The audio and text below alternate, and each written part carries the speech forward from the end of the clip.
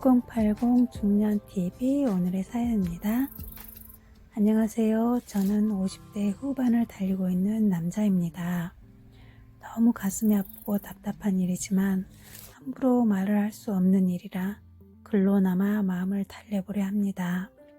다들 믿지 않으시겠지만 27살 철없던 시절에 부모님의 권유로 얼굴 한번 보지 못한 채 결혼을 하게 되었습니다. 제대하고 복학하려는데 결혼을 하라고 하길래 처음에는 능력도 없는데 무슨 결혼이냐며 도망을 갔지만 결국은 잡혀와서 식장에 들어가게 되었습니다. 하지만 신부복을 입은 아내를 보는 순간 저의 능력 따윈 까맣게 잊은 채 무조건 저 여자랑 잘 살아야겠다는 생각이 들면서 첫눈에 반해버렸습니다. 이 여자라면 평생 행복하게 어떤 어려움도 헤쳐나갈 수 있을 것 같았습니다.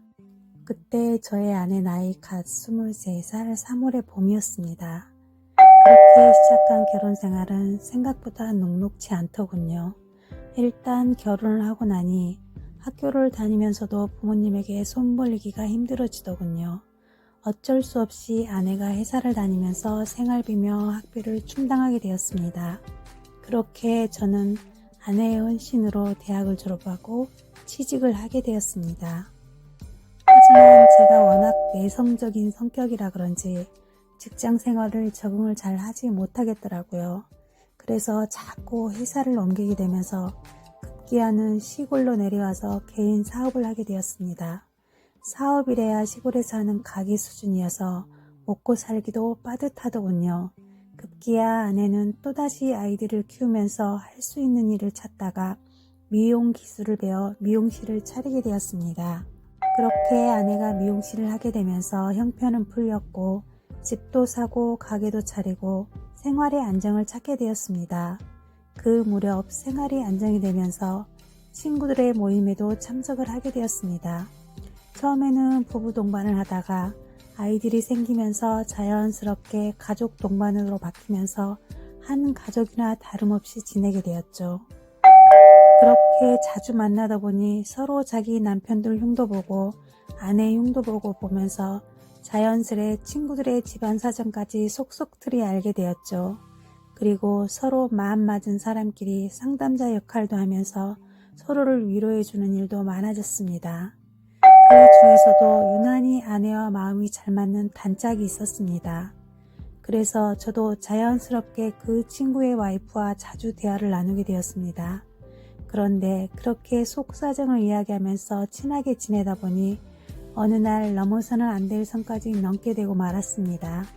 정신을 차리고 이게 아니다 싶어 정리를 하려고 했지만 이상하게 아는 사이라서 그런지 더 냉정하게 끊을 수가 없더군요. 그리고 이게 아니다 싶어 정말 정리를 하려고 친구 와이프를 만났습니다. 그런데 술을 먹다 보니 내가 했던 말들은 허공으로 증발해버리고 또 모텔까지 가게 되었습니다. 새벽에 일어나 불이 나게 집으로 왔는데 저의 인기척 소리에 아내가 잠에서 깨어나더군요. 미안한 마음에 다신 정말 이런 못된 짓 하지 말아야겠다고 다짐을 하고 그날이 마지막이었습니다. 그렇게 시간이 지나고 어느 날 아내에게서 전화가 왔습니다. 여보, 일단 집에 오지 말고 어머님 댁에 가 있어. 내가 전화할 때까지는 전화도 하지 말고. 제가 무슨 일이냐고 물어도 무작정 내려가 있으라고 하더군요.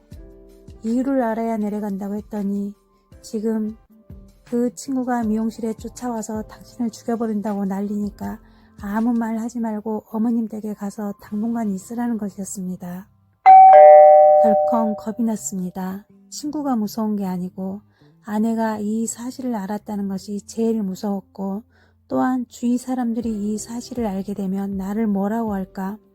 그동안 쌓아온 내 이미지는 어떻게 되는 걸까? 마음감이 교차한다는 게 이럴 때를 두고 하는 말인가 싶었습니다. 모든 걸 잊고 싶어 아내의 말대로 머리도 식힐 겸 그대로 어머님 댁으로 내려가 버렸습니다. 그리고 일주일 뒤 아내한테서 전화가 왔습니다. 다 해결했으니 올라와도 된다는 것이었습니다. 나중에 알고 보니 친구 와이프가 내가 일방적으로 안 만나주니 괘씸해서 남편한테 내가 자기를 꼬셔서 강제로 성폭행한 것처럼 이야기를 꾸며 놓았던 것입니다. 그걸 안 친구는 아내의 미용실로 사냥총을 들고 찾아와서 죽인다고 난리를 쳤던 것입니다. 아무것도 몰랐던 아내는 너무 놀랐지만 일단 내가 이 사실을 알면 감당하기 힘들어 자살이라도 할까봐 무서웠다고 했습니다. 그래서 이 사건이 어느 정도 마무리될 때까지 내가 모르기를 바랬다는 것이었습니다. 이런 아내를 두고 도대체 내가 무슨 짓을 한 걸까요? 정말 정신병자가 따로 없다는 생각이 들었고 내 자신이 죽이도록 미웠습니다. 그렇게 일주일을 보내고 사건이 어느 정도 마무리되었다는 아내의 전화를 받고 저는 죽을 각오를 하고 집으로 들어왔습니다. 그런데 예상과는 전혀 다르게 아내는 진수성찬을 차려놓고 저를 기다리더군요. 그리고 저의 가슴을 찢어지는 말을 하더군요. 내가 바빠서 잘 챙겨주지도 못하고 남편 대접 못해줘서 미안해. 앞으로는 더 신경 쓸게. 너무나 차분한 아내의 말투에 조금은 당황했지만 한편으로는 다행이다 싶어 진심으로 사죄하고 끝이 났습니다. 문제는 그 다음부터였습니다. 어느 날부터인가 친구들이 자꾸 저보고 아내가 바람난 것 같다는 것이었습니다. 처음엔 다른 사람은 다 그래도 우리 각시는 그렇지 않을 것이라고 화를 냈지만 자꾸 그런 소리를 듣다 보니 혹시나 하는 마음이 생기는 것이었습니다. 생각해보니 술은 입에도 대지 않던 아내가 술에 취해 들어오는 날도 많아지고 나가지 않던 모임에 여기저기 가입을 하고 그토록 소중하게 여겼던 미용실에도 소홀하고 이상한 게 한두 가지가 아니었습니다. 어느 날 아내가 약속이 있어 늦는다고 하길래 못난 짓인지 알지만 미행을 했습니다. 친구 모임이었는데 별일 없이 모여서 밥 먹고 술 마시고 노래방까지 가는 걸 보고 다행이다 싶었습니다. 그냥 올려다가 깜짝 선물로 태우고 오려고 노래방 앞에서 대기를 하고 있었습니다.